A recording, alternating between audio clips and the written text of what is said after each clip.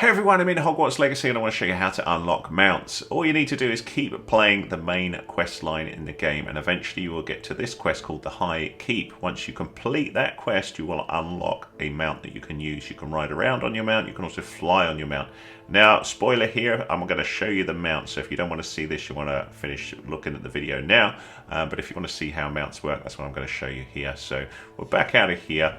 And if we have a little look, first of all, inside gear, I'm just going to hide my camera for a minute and just talk about how mounts are then accessed. So in the gear area, you then have this, which will no longer show as a cross. After the High Keep, it will show you a mount in here.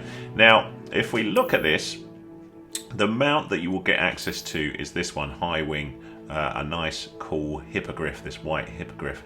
Now this one here, Caligo, you only got if you pre-ordered the game, so if you didn't pre-order the game you won't have this, but if you did pre-order the game you will have this.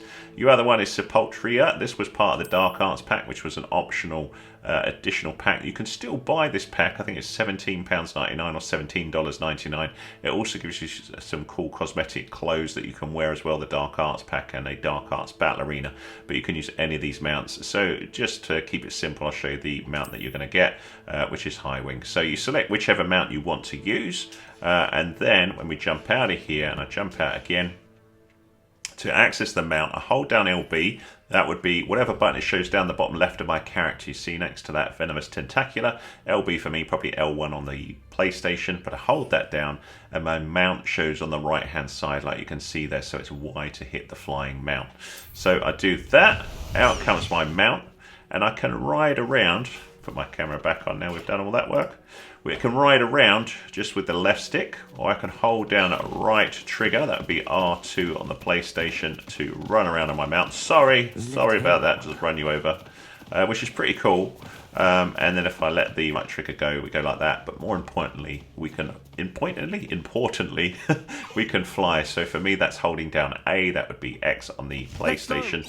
And when I do that, the mount starts flapping. So then I move my left stick forward, left, right to move the mount around.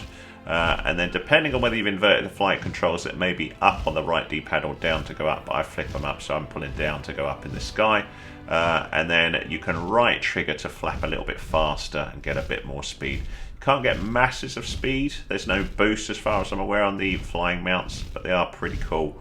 Like you can see here.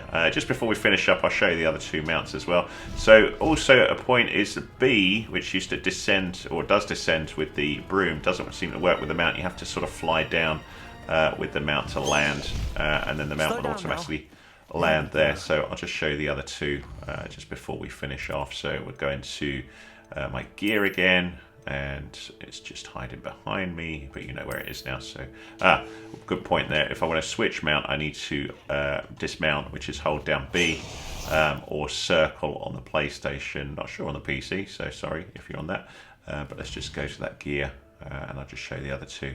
So we'll go with the Thestral mount just to show you that first, because that's the most different.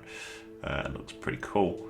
So this one you get with the Dark Arts pack, like I say, $17.99 or £17.99 to use this one.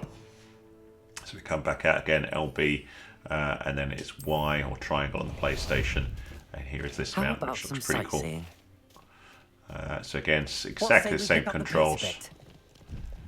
But the Thestral does look pretty cool flying up in the sky, like you see here with a rather cool looking kind of bat wing style.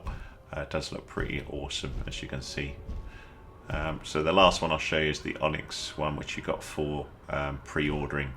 Now sometimes one thing to point out is if you land in certain areas off the beaten track, it may say you can't get off the flying mount. So if that happens, just move back to an area like here, where there's lots of people walking around, and you can dismount that way. But we'll just finish up with the other, the Onyx Hippogriff.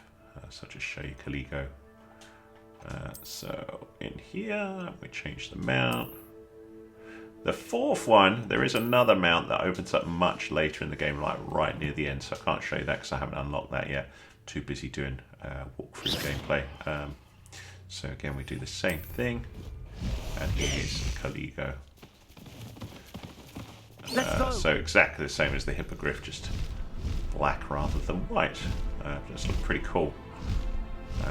No speed difference as far as I'm aware, just dark But yeah, a nice little bonus for pre-ordering. And again, sink back down. That's it, my friends. That's how to get a mount in Hogwarts Legacy. I hope that was useful to you. If it was, give us a thumbs up, please. That's much appreciated. Any comments welcome. And I'll see you again in another video. I'll put some more videos at the end of this video that hopefully help you out with Hogwarts Legacy. If you like this one, hit that subscribe, help me support the channel. That'd be awesome. And I'll see you again in another video. Thanks so much.